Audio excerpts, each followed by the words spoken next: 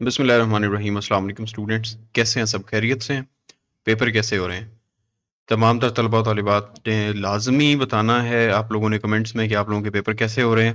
अल्लाह ताला आप सबको कामयाब करे। और मल्टी ऐसे जब आप लोग लिखते हैं या आप लोगों का पेपर में जो ऐसे आता है वो आता है ऑलमोस्ट 25 मार्क्स का। तो स्टूडेंट्स का जो प्रॉब्लम है सबसे बड़ा वो ये है कि ऐसे में से हम किस तरह से मार्क्स स्कोर कर सकते हैं ताकि हम आसानी के साथ अच्छे से अपने पेपर को अटेम्प्ट कर सकें और हमें अच्छे से मार्क्स मिल जाएं। उसके पीछे 3-4 रीजंस होती हैं। और स्पेशली मल्टी टॉपिक ऐसे के बारे में पूछा जाता है कि क्या उसके नंबर मिलते हैं या नहीं मिलते। शराइत हैं कुछ, अगर उनको फॉलो कर लेते हैं तो नंबर भी मिल जाएंगे मल्टी ऐसे के। अगर आप उनको फॉलो नहीं करते हैं तो फिर आपको नंबर बिल्कुल भी नहीं मिलेंगे, बल्कि आपको 0 मार्क्स दिए जाएंगे, आपका ऐसे मुकम्मल तौर पर गलत कर दिया जाएगा। इसलिए इन चीज़ों पे लाजमी फोकस किया करें, जो मैं चीज़ें आप लोगों के साथ अभी शेयर करूंगा। पेपर आप लोगों के हो रहे हैं। अच्छा, ये जो चीज़ें हैं मैं आप लोगों को बता दूं कि आप लोगों के पूरे पेपर में ही बहुत ज़्यादा मायने रखती हैं। लेकिन हम मल्टी ऐसे की बात करते हैं। अब आप लोगों में से बहुत से लोगों को पता ही नहीं है कि जब आप ऐसे लिखते हैं, कोई भी ऐसे लिखते हैं, तो उसकी आउटलाइन बनानी होती है। आउटलाइन आपके पेपर में इंतहाई ज़रूरी है। 5 नंबर आपके आउटलाइन के होते हैं, लेकिन आउटलाइन को आप स्किप कर देते हैं। जब वो 5 नंबर की आउटलाइन आप छोड़ देते हैं, एक तो 5 नंबर आपको उसके मिलते नहीं है। दूसरा ये है कि आउटलाइन ना होने की वजह से आपके ऐसे को चेक जब किया जाता है तो बैड इम्पैक्ट पड़ता है और आपको उसके नंबर भी बहुत कम दिए जाते हैं। सबसे पहले तो पेपर में आपने आउटलाइन लाजमी बनानी। अब स्टूडेंट्स ये पूछते हैं कि सर आउटलाइन कैसे बनाते हैं?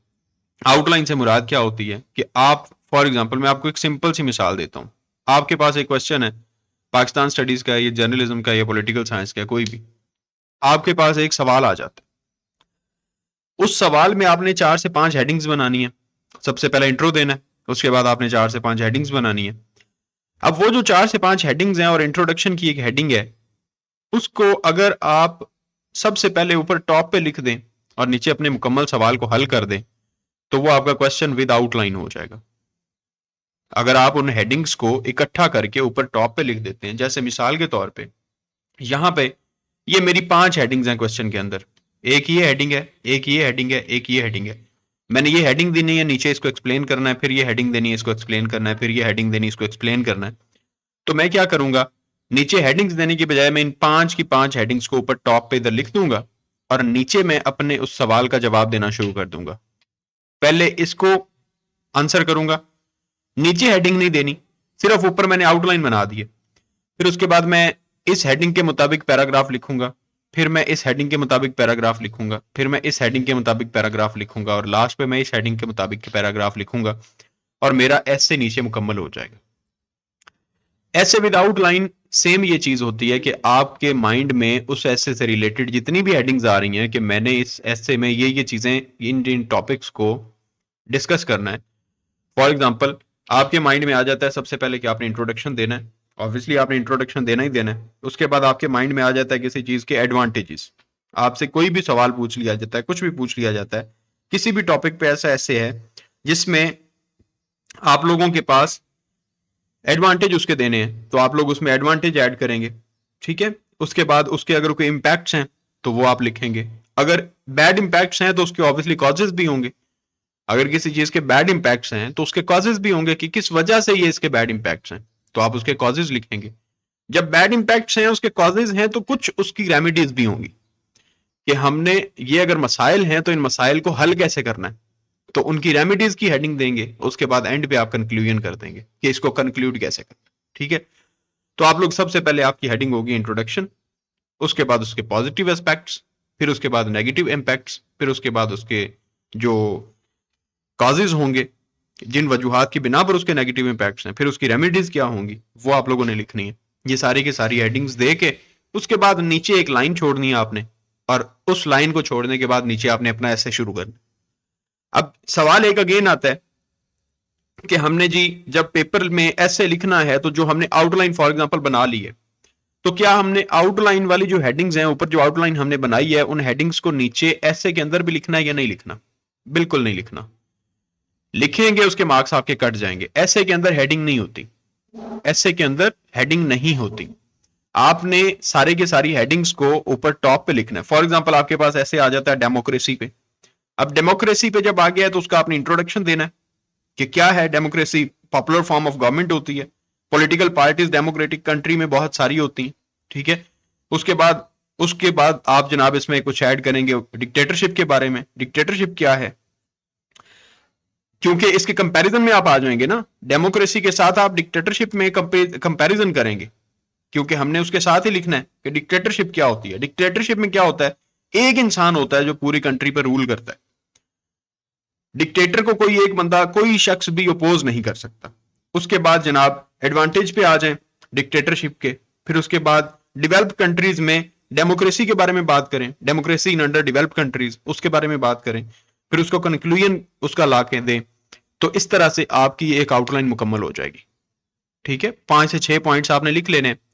फिर वो जो 5 से 6 पॉइंट्स आपने, 5 से 6 हेडिंग्स आपने दे दी हैं, उन हेडिंग्स के अकॉर्डिंग नीचे आप ऐसे लिखना शुरू कर देंगे। सबसे पहले आप इंट्रोडक्शन का पैराग्राफ लिखेंगे। जब वो पैराग्राफ खत्म होगा तो नीचे आपने अपना सेकंड पैराग्राफ लिखना है। उसके बाद जब वो खत्म होगा तो अपने थर्ड जो आउटलाइन में हेडिंग दी हुई है उसके मुताबिक पैराग्राफ लिखना है। सीक्वेंस आपकी एक होनी चाहिए, लेकिन आउटलाइन आपने सेपरेट बनानी है, ऐसे आपने सेपरेट लिखना है और हेडिंग्स उसके अंदर नहीं देनी। ये है ऐसे विद आउटलाइन लिखने का तरीका, कि ऐसे में आपने आउटलाइन लाजमी देनी होती। आउटलाइन में आपको बता चुका हूं क्या होता है। हेडिंग्स होती हैं जो आप सवालों में देते हैं। आपको मैं सिंपल तरीके से मैंने आपको बताया कि आप जैसे सवाल लिखते हैं और सवालों के अंदर हेडिंग्स होती हैं, तो उन हेडिंग्स को आप लोग लिखेंगे। अब मिसाल के तौर पे आपके पास ऐसे आ जाता है सोशल इवल्स इन पाकिस्तान, सोशल इवल्स इन पाकिस्तान। तो सबसे पहले ये एक क्वेश्चन कर लें, आपके पास ऐसे नहीं है, आपके पास ये क्वेश्चन है, तो आप उसमें हेडिंग्स क्या क्या देंगे। सबसे पहले तो इंट्रोडक्शन आ गया, सोशल इवल्स होती क्या है, ठीक है। उसके बाद मेजर सोशल इवल्स कौन कौन सी हैं वो लिखेंगे। टेररिज्म है, करप्शन है, स्मगलिंग है, डोरी है, बैगरी है, ये सारी की सारी क्या सोशल इवल्स हैं। इनको आप लोग लिखेंगे कि मेजर सोशल इवल्स क्या है। उसके बाद सवेयर सोशल इवल्स कौन कौन सी आ गई है, ड्रिंकिंग है या गैम्बलिंग है। पाकिस्तान में गैम्बलिंग बहुत ज्यादा है, पाकिस्तान में ड्रिंकिंग बहुत ज्यादा है, मोस्टली लोग करते हैं, ठीक है। इस तरह की चीजें इसमें ऐड कर देंगे। अब ये सोशल इवल्स को हाउ टू एलिमिनेट दिस, इससे छुटकारा कैसे पाया जा सकता है, इसको खत्म कैसे किया जा सकता है, या इरेडिकेट किस तरह से किया जा सकता है, इसका खात्मा कैसे किया जा सकता है, ये सारी की सारी चीजें आप लिखेंगे। इसमें मीडिया हेल्प कर सकता है, इसमें डिफरेंट किस्म के कमेटीज बनाई जा सकती हैं जो इस पे काम कर सकें। इसको एज ए क्राइम लिया जाए तो इसके ऊपर सजा होनी चाहिए, इसके लिए कोई लीगल एक्टिविटीज होनी चाहिए। फिर उसके बाद आप एंड पे कंक्लूजन ऐड करेंगे। अब ये आपकी आ गई हेडिंग्स। इन सारी की सारी हेडिंग्स को आप सबसे पहले टॉप पे ऊपर आप हेडिंग देंगे ऐसे विद आउटलाइन, नीचे अपना टॉपिक लिखेंगे। उसके बाद आप लोग लेफ्ट साइड पे बुलेट पॉइंट्स के साथ अपनी इन हेडिंग्स को लिख देंगे। उससे नीचे एक लाइन छोड़ेंगे और उससे नीचे आप लोग अपना ऐसे लिखना शुरू करेंगे। उससे नीचे आप लोग अपना ऐसे लिखना शुरू करेंगे उन हेडिंग्स को अपने माइंड में रखते हुए। सीक्वेंस वही होगी, सबसे पहले इंट्रोडक्शन है, इंट्रोडक्शन का पैराग्राफ आ गया। उसके बाद आपके पास मेजर सोशल इवल्स हैं, मेजर सोशल इवल्स को डिस्कस करना है आपने। उसके बाद आपकी सवेयर सोशल इवल्स हैं, वो आपने ऐड करनी है। फिर उसके बाद how to eradicate social evils, ये आपने नीचे लिखना है। उसके बाद कंक्लूजन है, आप नीचे कंक्लूजन का पैराग्राफ लिखेंगे। एट द एंड आपका ऐसे जो है वो मुकम्मल हो चुका होगा। 300 से 350 वर्ड्स का ऐसे होता है, आपने जो लिखना होता है। जब आप ये 4-5 बुलेट पॉइंट्स बना लेंगे, 4-5 हेडिंग्स दे लेंगे और उनको जब आप नीचे इलेबोरेट करेंगे तो आपका 300-350 वर्ड्स का ऐसे मुकम्मल हो जाएगा। अब इसके बाद ये वर्डिंग है। वर्डिंग आपने इंतहाई सिंपल और सादा इस्तेमाल करनी होती, ओवर एफिशिएंट बनने की जरूरत नहीं होती कि आप बहुत मुश्किल ऐड करने लग जाएं वर्ड्स। आप अपनी तरफ से सोचें कि मैं बड़ा मुश्किल करके लिखूंगा या बड़े हाई फाई ऑक्सफोर्ड के सिलेबस के जो अल्फाज हैं अगर वो यूज करूंगा, या MA या MPhil वाले लेवल के स्टूडेंट्स के यहाँ पे मैं अल्फाज यूज करूंगा। होता है कई लोगों की वोकैबुलरी बहुत अच्छी होती है, तो आपको वो यूज करने की जरूरत नहीं है। ओवर एफिशिएंसी आ जाती है, उसके भी मार्क्स आपके डिडक्ट होते हैं। ये नहीं है कि आपको मार्क्स एक्स्ट्रा मिल जाते हैं। जितनी सिंपल वर्डिंग होगी, ये तो आपका BA का पेपर है, इवन दो CSS के पेपर में भी ये कहा जाता है कि जितनी सिंपल वर्डिंग होगी उतने अच्छे मार्क्स मिलते हैं। फिर उसके बाद 2 मेजर मिस्टेक्स आ जाती हैं, एक स्पेलिंग मिस्टेक्स, एक ग्रामर मिस्टेक्स। स्पेलिंग मिस्टेक्स में क्या आता है, सबसे बड़ी चीज S और C का इस्तेमाल, कहां पे C आएगा कहां पे S आएगा। फिर उसके बाद जहां पर भी डबल T आता है, डबल F आता है, डबल R आता है, डबल E आता है, डबल S आता है, इस तरह के जो वर्ड्स आते हैं, जो लेटर्स आते हैं, उसमें आगे प्रॉब्लम होती है स्टूडेंट्स को कि कहाँ पे सिंगल आएगा, कहाँ पे डबल आएगा, ठीक है। या कुछ लोगों के वैसे ही स्पेलिंग बहुत वीक होते हैं, हर चीज के स्पेलिंग गलत लिख रहे होते हैं, ऐसे भी स्टूडेंट्स होते हैं।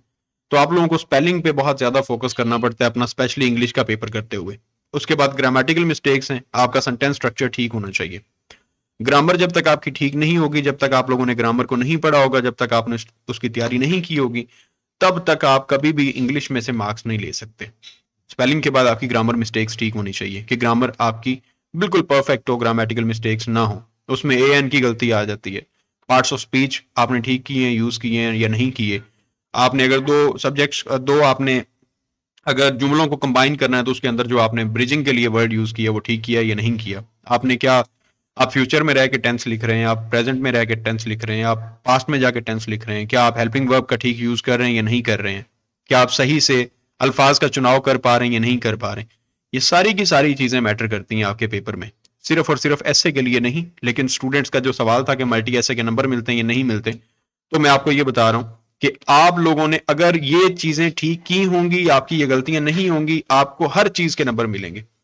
लेकिन अगर ये गलतियां हैं, अब ये जो चीजें मैंने आपको बताई हैं, इन चीजों में अगर आपकी गलतियां हैं, आपकी ग्रामर ठीक नहीं है, आपकी स्पेलिंग मिस्टेक्स हैं, आप वर्डिंग का सही इस्तेमाल नहीं करते हैं, ऐसे की आउटलाइन नहीं बनाते हैं, ऐसे में हेडिंग्स देने लग जाते हैं, या आप सही टॉपिक को चूज नहीं करते हैं, ऐसा टॉपिक चूज कर लेते हैं जो आपको लग रहा होता है आसान, लेकिन आप लोगों के पास बाद में जाके पता चलता है कि मेरे पास इनफ मटेरियल नहीं है कि मैं उस ऐसे में लिख सकूं, आपके नंबर कट जाएंगे। आपके पास 5 ऐसे होते हैं, उनमें से choose the topic wisely please. आप लोग वो टॉपिक चूज करें जिसमें आपके पास आपको लगता है कि इनफ मटेरियल है, आप लिख सकते हैं, उसके ऊपर लिख सकते हैं। आसान अल्फाज में लिखें, लेकिन आपके पास इतना इनफ मटेरियल हो कि आप 500 वर्ड्स का भी ऐसे लिखना चाहें, 600-700 वर्ड्स का भी ऐसे लिखना चाहें तो आप लिख सकें, उस ऐसे में आपको नंबर मिल जाएंगे। लेकिन जिसमें आपको ऐसे तोड़ मरोड़ के लिखना पड़े, आपके पास 150-200 वर्ड्स आ रहे हैं माइंड में कि मैं ये लिख सकता हूं, थोड़ा बहुत मटेरियल आपके माइंड में आ रहा है, आप उस पर शुरू कर देते हैं, 150-200 आपके माइंड में आए हैं, बड़ी मुश्किल से आप 80-90 या 100 वर्ड्स का ऐसे लिख पाएंगे और उसके आपको नंबर नहीं मिलेंगे। जब एक बेसिक क्राइटेरिया पूरा नहीं होगा 300 से 350 वर्ड्स का, तो आपके ऐसे के ऊपर सिंपल सी बात है क्रॉस लगा दिया जाएगा, आपको 0 नंबर लगा दिए जाएंगे उस ऐसे के। इन चीजों को मद्देनजर रखें और मद्देनजर रखते हुए अपने पेपर को अटेम्प्ट करें। इंशाअल्लाह ताला बफजल खुदा अल्लाह ताला के हुक्म से आपका पेपर क्लियर हो जाएगा। चैनल को सब्सक्राइब लाजमी कर लीजिएगा। इंशाअल्लाह ताला बहुत ही इंफॉर्मेटिव चीजें आपको इस चैनल पे मिलती रहेंगी, बहुत सी आपकी एजुकेशनल कैरियर से रिलेटेड। अल्लाह ताला आप सबको कामयाब करे, दुआओं में याद रखिएगा। चैनल को सब्सक्राइब लाजमी कर लें। खुदा हाफिज।